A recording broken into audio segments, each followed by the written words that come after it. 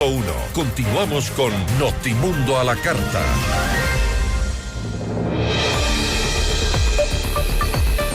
Según información desde el gobierno, el Ecuador ha bajado 139 puntos en el riesgo país, de 1081 a 942. Con ello, el país podrá acceder a más créditos internacionales. Nuestra entrevista de hoy en Notimundo a la Carta. Y para hablar sobre la situación económica del país, nos acompaña en los estudios de FM Mundo José Hidalgo, director de Cordes. La situación del país ha mejorado, no ha mejorado, ¿cuáles son las expectativas? Ahora que estamos ya cumpliendo el primer semestre del 2025. José, gracias por estar con nosotros, bienvenido. Gracias, Fausto. El anuncio del gobierno ha sido en torno primero a la reducción del riesgo país en 139 puntos, de 1081 a 942. ¿Qué significa esto? Pero antes vamos a escuchar las declaraciones de Carolina Jaramillo, vocera del gobierno, y enseguida lo comentamos. Se registró una importante caída en el indicador que se conoce como el riesgo país. El Ecuador pasó de marcar 1081 puntos a 942. Esto significa una caída importante de 139 puntos. ¿Por qué es importante la caída del riesgo país? Porque finalmente este es un indicador de confianza en los mercados internacionales. La confianza en los mercados internacionales significa que el Ecuador puede acceder a préstamos a tasas más bajas, significa que el Ecuador se ve como un país atractivo para inversiones internacionales, y esto, dicho en otras palabras, es que el Ecuador mejora su imagen a nivel internacional. Ecuador mejora su imagen, hay confianza también para inversionistas internacionales. ¿Es así, José? A ver, la dirección es la correcta, como para plantearlo en positivo. La dirección del riesgo país en los últimos meses, a partir de la segunda vuelta electoral, es la que deseamos, pero el Ecuador sigue siendo, solo después de Venezuela, el país con el índice más alto en la región. Es decir, comparando estos 950 puntos, para redondear, del Ecuador con los 150 que tiene Perú o los 350 que tiene Colombia, seguimos presentando un índice de riesgo país todavía no muy alto. Necesariamente somos mejores, sino menos malos. Menos malos. Y todavía no coincido con la vocera gubernamental en el sentido de que esto ya nos permite tener acceso a créditos internacionales.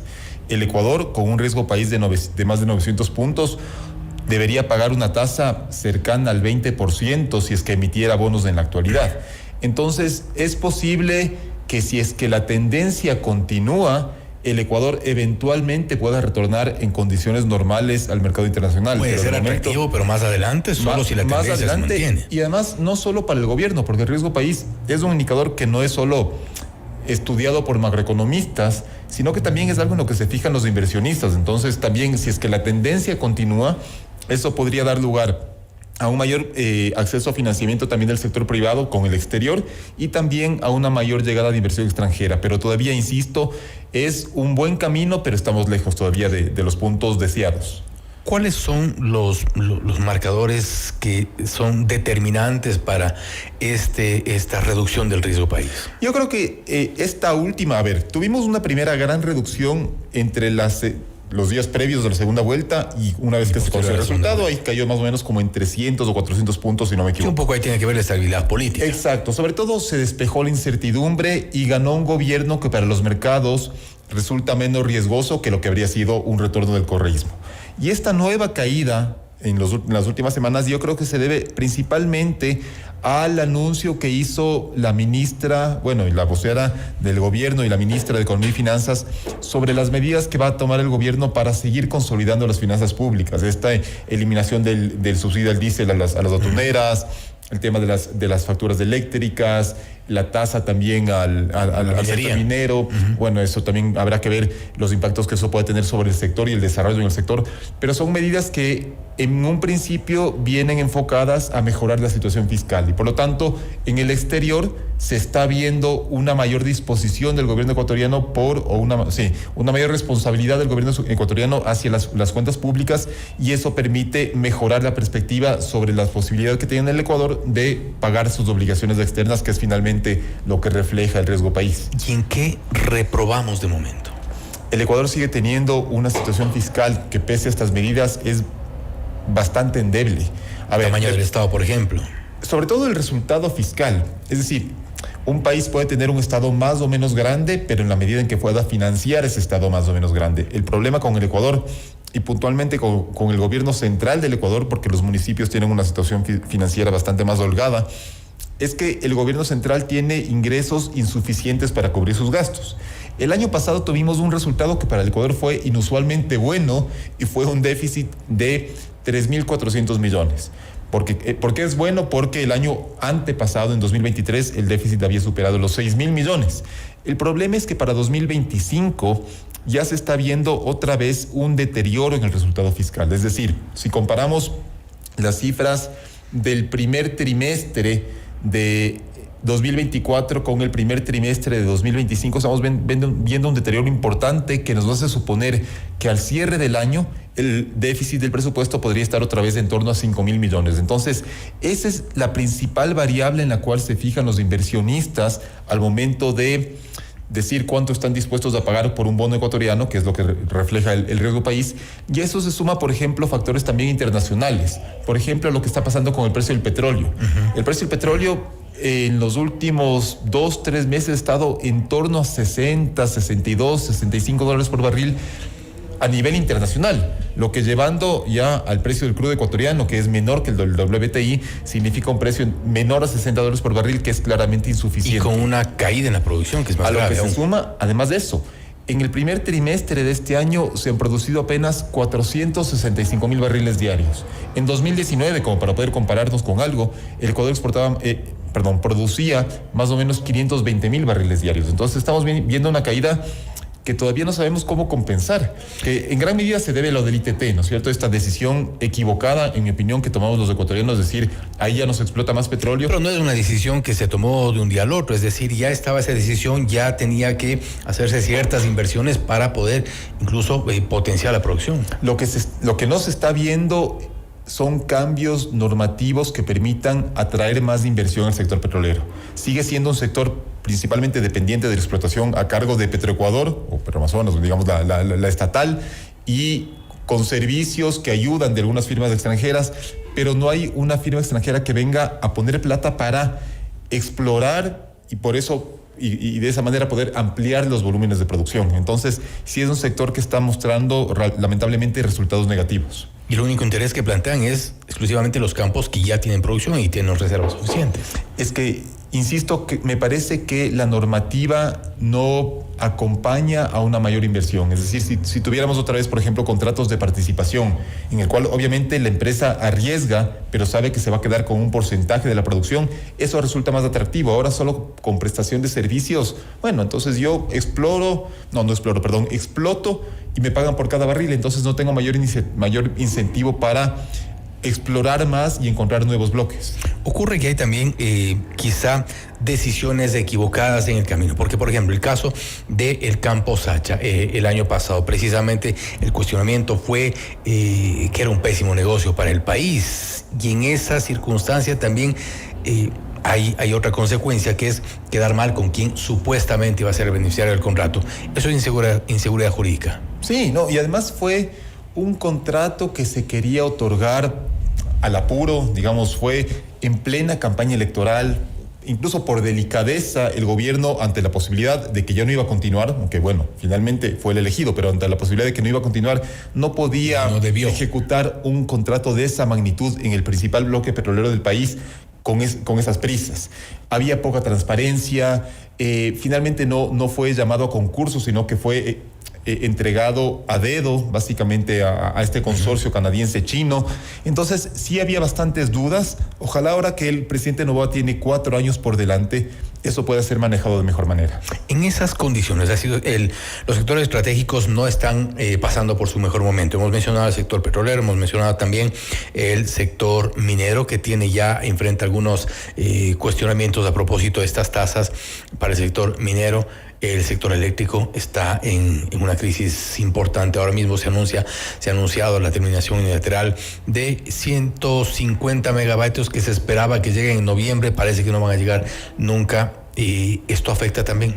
Sí, Sobre Me refiero todo a la imagen hacia afuera, ¿no? Evidentemente, puerta adentro estamos complicados. Hay algunas señales todavía equívocas que manda el Ecuador, ¿no es cierto? Porque el Ecuador adolece, y esto es otro de los motivos por los cuales tenemos una inversión extranjera directa entre los países más bajos de la región. Es decir, el Ecuador, por ejemplo, el año pasado recibió apenas 230 millones de inversión extranjera, que es 0,2% del PIB. El año antepasado había sido 0,3%, cuando los países que más de inversión reciben están entre 3 y 5% de sus respectivos productos internos brutos. Y eso se debe fundamentalmente no solo a lo fiscal, que afecta mucho porque eleva el riesgo país, sino también a la debilidad institucional del Ecuador. Porque el Ecuador sigue siendo un país en el cual ocurren este tipo de cosas, contratos que se deshacen sobre la marcha. Usted recordará, Fausto, lo que pasó finalmente, eso que estábamos hablando con Sacha, que el presidente puso un plazo que parecía totalmente imposible de cumplir, ¿no es cierto? Simplemente para salir de ese contrato de una manera un poquito más decente, más presentable. Menos indecorosa. Exacto. Pero sigue siendo una señal que no arroja certezas al inversionista que quiera venir al Ecuador. A eso se suma además limitaciones no solo legales, sino incluso constitucionales, que también atentan contra la inversión. Por ejemplo, esta prohibición a nivel constitucional para que los inversionistas puedan dirimir sus diferencias con el Estado en centros de arbitraje internacionales por fuera de la región. Eso está prohibido. Entonces, claro, si yo, sabiendo además de los antecedentes del Ecuador, vengo a poner plata acá, bueno, al menos permítanme solucionar mis controversias en un centro que yo perciba como objetivo.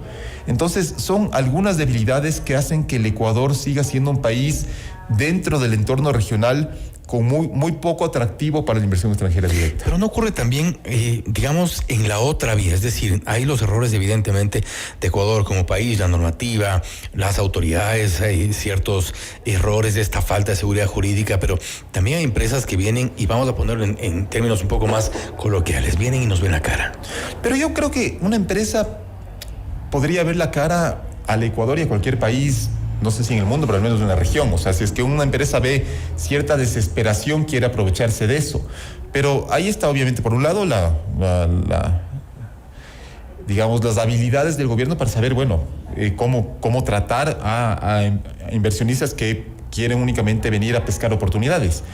Lo que es importante es que el Ecuador presente un marco atractivo y estable para la inversión, y eso permita que también empresas más serias vengan al país, no solo a sectores energéticos o estratégicos, sino también a sectores en los cuales el Ecuador tiene ventajas comparativas y competitivas importantes y que están vinculados con una mayor creación de puestos de empleo. Por ejemplo, en países de la región hay un montón de cadenas hoteleras, ¿no es cierto?